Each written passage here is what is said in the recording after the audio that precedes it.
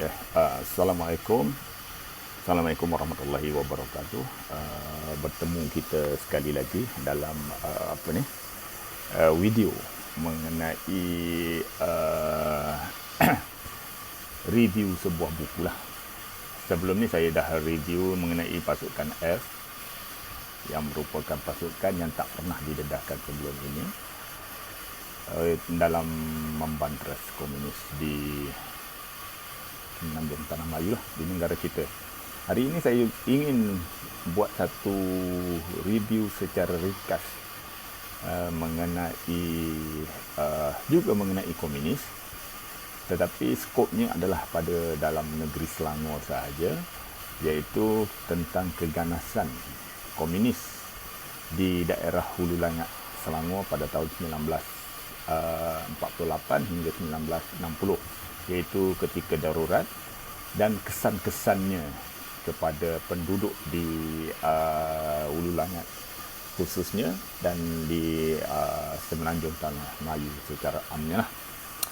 Buku ini ialah buku tulisan saya sendiri yang telah pun berada di pasaran, yang bertajuk Keganasan Komunis dan Kesannya pada zaman darurat 1948-1960 di daerah Hulu Langat negeri Selangor. Okey, ini adalah bukunya. Okey, itu adalah nama saya, bawah tulisan nama saya sendiri bersama Ishak Saad. Okey. Buku ini tak tebal, tak nipis, sederhana saja. Mempunyai 6 bab.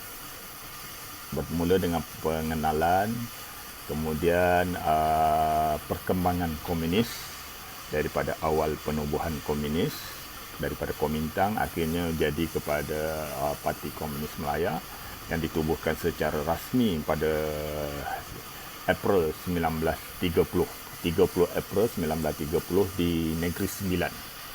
Okey. Kemudian menceritakan lagi dalam bab tersebut, menceritakan perkembangan Parti Komunis Melaya. Bermula daripada tahun penubuhan 1930 hingga 1941 sebelum pendudukan Jepun. Lepas itu perkembangan ketika Perang Dunia 41-45. Perkembangan ketika selepas perang, khususnya pada 1945 hingga 48, dan perkembangan seterusnya ialah ketika darurat 1948 hingga 1960 yang membincangkan khususnya di negeri Selangor. Okey, kenapa saya memilih tajuk ataupun di daerah Hulu Langat? Kerana dalam negeri Selangor, Hulu Langat merupakan kawasan yang paling banyak berlakunya proses anti-nasional yang dilakukan oleh PKM. Jadi saya mengambil peluang ini untuk menulis sebuah kisah mengenai keganasan komunis. Okey, dalam bab ini juga membincangkan tentang keganasan-keganasan yang dilakukan. Antaranya keganasan dilakukan oleh komunis adalah pembunuhan. Pembunuhan ke atas 3 kaum, tidak kira bukan Melayu saja, Cina, India dan Melayu. Okey, selain pembunuhan berlaku juga penculikan dan sabotaj. Okey, itu adalah keganasan yang dilakukan. Okey, dalam bab seterusnya saya membincangkan tentang kesan daripada keganasan komunis di Hulu Langat tadi kepada penduduk-penduduk di Hulu Langat. Okey, kesan ini saya dah bagikan kepada 4 aspek. Yang pertama, kesan dari segi sosial.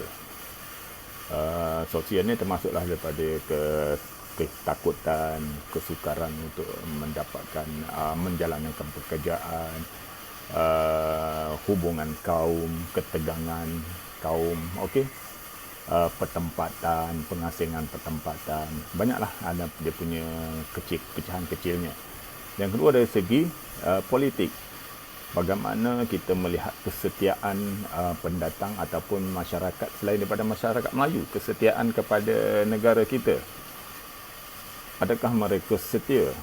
Dan dalam kajian yang saya buat itu, mereka kebanyakannya tidak setia. Apabila berlaku ini, mereka lari, bukan mempertahankan negara, mereka lari balik ke negara asal dan mereka menganggotai komunis dan menentang kerajaan kita. Okey, kesan-kesan lain seperti hak berpolitik dan dalam pada pembahagian seterusnya dari segi ekonomi lumpuh, pekerjaan sukar dijalankan kerana darurat, dan yang terakhir ialah mengenai kesan sampingan akibat daripada tindakan-tindakan kerajaan. Okey. Dalam bab seterusnya, buku ini membincangkan tentang analisis keganasan. Berapa tahun mati, berapa keganasan dilakukan, berapa tangkapan dilakukan, dan bab terakhir sekali ialah mengenai rumusan. Okey.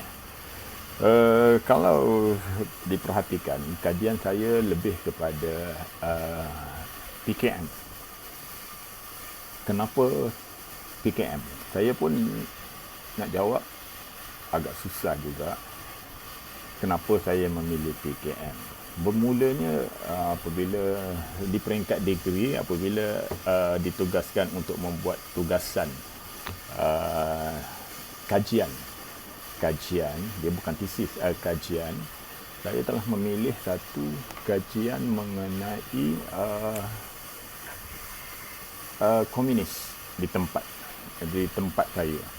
Daripada kajian itu banyak saya dapat maklumat dan dapat penemuan-penemuan yang sebelum ini saya tak pernah tahu, jadi menyebabkan lahirnya rasa minat untuk mengkaji dan mendalami komunis.